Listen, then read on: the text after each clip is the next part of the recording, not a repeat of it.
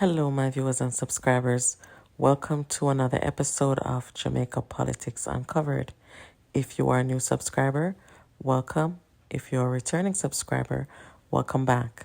Guys, in this one, we are going to talk about the polls and how the country felt just before the local government election and what we actually saw in the turnout. Listen to what Dan Anderson, Jamaican pollster, had to say when he did the polls just before the election. 23% of respondents said they would vote for the JLP and 22% for the PNP. 18% are undecided. Interestingly, 37% said they will not be voting for either parties.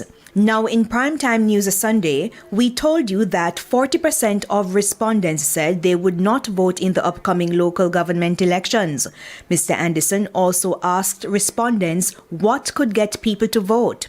21% said nothing, 16% said jobs, and 10% said if they personally benefit.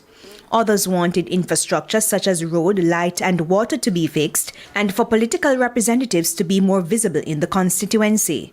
Transparency and accountability, as well as the mandate of the parties, are also triggers to get people out to vote. The Don Anderson poll was done between November 24 and December 7 and has a margin of error of plus or minus 3%. Andrea Chisholm, TVJ News. So guys, when the poll was done last year between November and December, 37% said that they would not vote for either party, and I think 18% said they weren't sure. So even when you combine those numbers, it's actually 71% of the people that did not come out to vote. So it's a lot more than the people who said they won't go for either party or didn't know. You understand, guys? Because the voter turnout was only 29.6%. So this is actually a norm. I mean, last local government election, the turnout was 30%. So a 29.6% is not that big of a difference. So the Jamaican people, I would say, do not feel a sense of urgency, because if they did, they would have turned out a lot more than what we see now.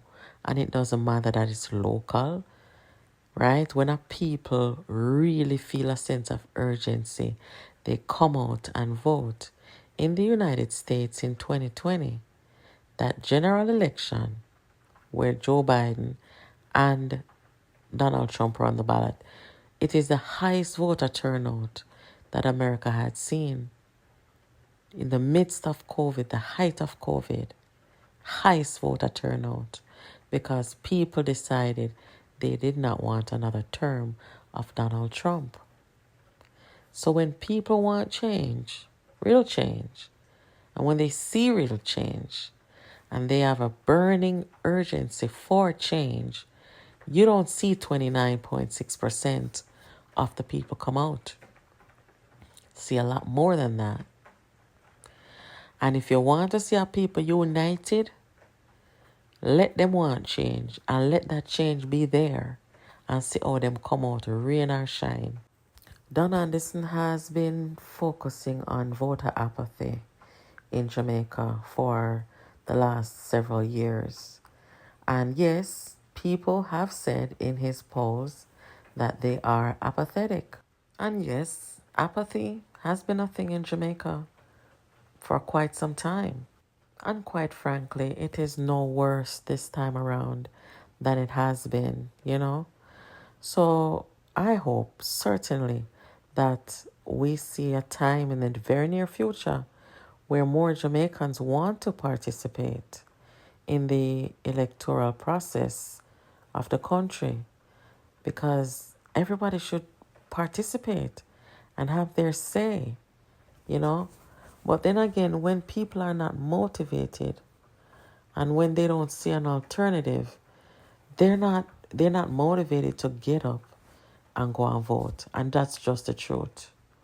People have to have a reason to go vote. So when people are campaigning by saying that guy is bad, that's not good enough for people to come out and vote. People want to see what you have to offer.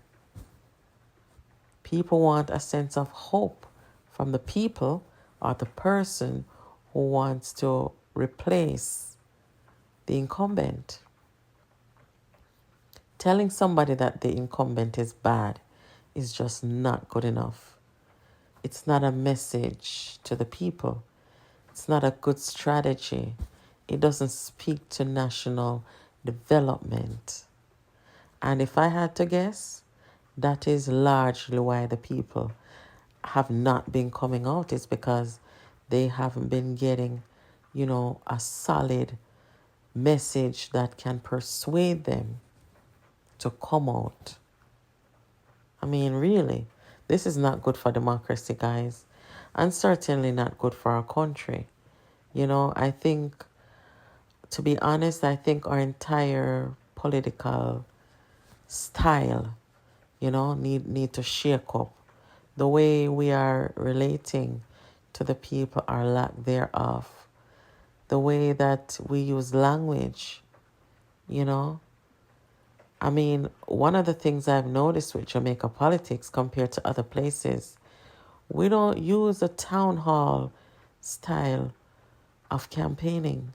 We may use it once or twice, but it's not a norm. I've seen the government use it maybe like 2 or 3 times. And I think when Jamaicans get into a town hall, it can get a little festive because, Jamaican people are gonna just keep it real and talk it how it is because they don't get to interact with politicians a lot.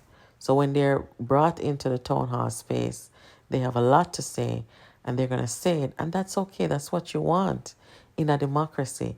You want your people to confront you and talk to you about them concerns. And you ought to have the answers. You know what I mean? So the government, I've seen them use it with the NIDS thing. I've seen them use it with the Republic, Road to Republic, whatever they call that thing. And, people got heated. But that's not bad. It is good when you're talking with the people. The method of town hall meetings in elections or out of elections or, politicians have used this style for a long time and it's very effective.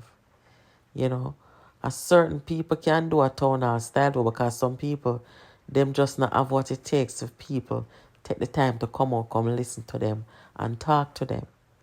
But it can be effective for those who understand how to use it.